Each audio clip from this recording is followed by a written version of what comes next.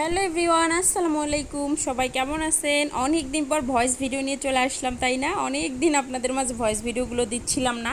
তো যাই হোক, আজকে চলে আসলাম সেই কোরবানির দিনের মাংস রান্না করার রেসিপি নিয়ে, যেটা ছিল একদম স্পেশাল একটা রান্না। কারণ হচ্ছে ওই দিন একদম তাজা তাজা একটা মাংস রান্না করা হয়। সবাই ওই দিনের মাংসটা যেভাবে তৃপ্তি করে খেতে পারে, তারপর আর কিন্তু এভাবে খেতে পারে না। তো যাই হোক, তো আমি রান্না করতে চলে আসলাম। এই যে কোরবানির দিনে আমি দুপুরে রান্না করছিলাম, এই যে বাসার সবাই আর কি খাবে এই জন্য। আগে পোলাও করছি, তারপর মুরগির মাংস, মানে টুকটাক, মানে আর অন্য তরকারি এগুলো সব কিছু আগে একদম কমপ্লিট করে রাখছি। আর এই যে মাংসটা আর কি শুধু রান্না করবো পাঠালে, সেজন্য।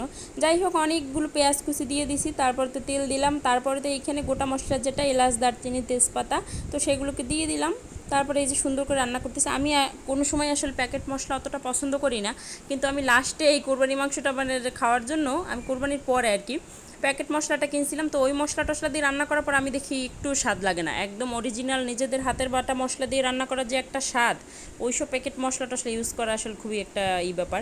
তো যাই হোক, তারপরে এখানে পেঁয়াজ বাটা দিয়ে দিচ্ছি, তারপরে আর দিয়ে দিব আদা রসুন বাটা যেটা। তো সেইগুলো আবার এখন আস্তে আস্তে করে সব কিছু দিয়ে দিচ্ছি। আর এই জায়গায় রান্নাটাও তো হচ্ছে।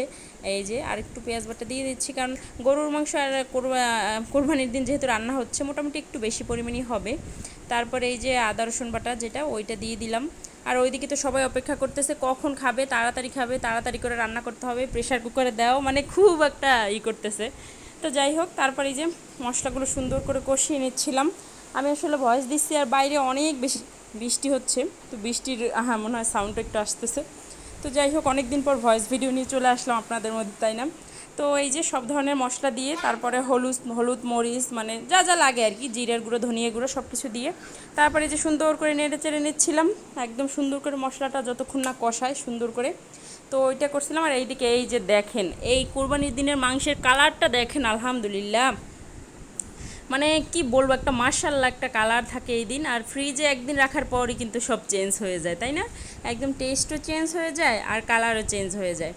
তো যাই হোক, তারপর এইদিকে তো মশলাটা সুন্দর করে কষাচ্ছিলাম, এখন মোটামুটি কষানো হয়ে গেছে। তারপরে আমি এই যে তারপর মাংসগুলো দিয়ে দিচ্ছিলাম। দেখেন মাংসের কালারটা একদম মাশাআল্লাহ, একটা মানে তাজা যে মাংস সেটা দেখলেই বোঝা যায় কিন্তু, তাই না? আর এখন যে ফ্রিজের মাংসটা রান্না করি, সেইটাও কিন্তু দেখলেই বোঝা যায় কী অবস্থা। তো যাই হোক, তারপর এই যে দিয়ে দিচ্ছিলাম, উফ কি সুন্দর লাগতেছে, মাশাল্লাহ মাশাল্লাহ। তো ওই দিনের রান্নাটাও এত বেশি মজা হয়েছিল, আমি কিন্তু এক্সট্রা কিছুই দেইনি। দেখেন, শুধু এই যে এলাচ, দারচিনি, তেজপাতা, আদা রসুন বাটা এরকম দিয়ে রান্না করছি। আর এছাড়া আমি প্যাকেট মশলা দিয়ে পরে রান্না করছিলাম, ওই যে গুঁড়ো একটা মশলা থাকে, গরু মাংসের মশলা টশলা বলে যেটাকে, আমার কাছে ভালোই লাগে নাই। তো এইভাবে রান্না করাটা হচ্ছে অনেক বেশি মজার। তো এই ভিডিওটা আমার আসলে পড়েছিল, আমি খেয়ালই করিনি যে এই ভিডিওটা দেওয়া হয় নাই। তো যাই হোক, তারপরে আমি মশলাগুলোর সাথে আর কি মাংসগুলো সুন্দর করে কষিয়ে নিচ্ছিলাম। যদিও আমি এটা প্রেশার কুকারে পরে একটু সিটি দিয়ে নিছি, যেহেতু সবাই মানে আর অপেক্ষা করতেছিল না। তো এই যে ঢাকনা দিয়ে সুন্দর করে কষাচ্ছিলাম, আর ওইদিকে আবার একটু গরম পানিও বসাই দিয়েছি, মানে যত তাড়াতাড়ি হওয়ানো যায়। আর গরম পানিটা দিয়ে ভুঁড়িও পরিষ্কার করছি, এই জন্য একদম বেশি পরিমাণে গরম পানি দেওয়া ছিল। তো যাই হোক, সবাইকে অনেক অনেক ধন্যবাদ। সবাই আমাদের সাথে থাকবেন, ভালো থাকবেন, আল্লাহ হাফেজ।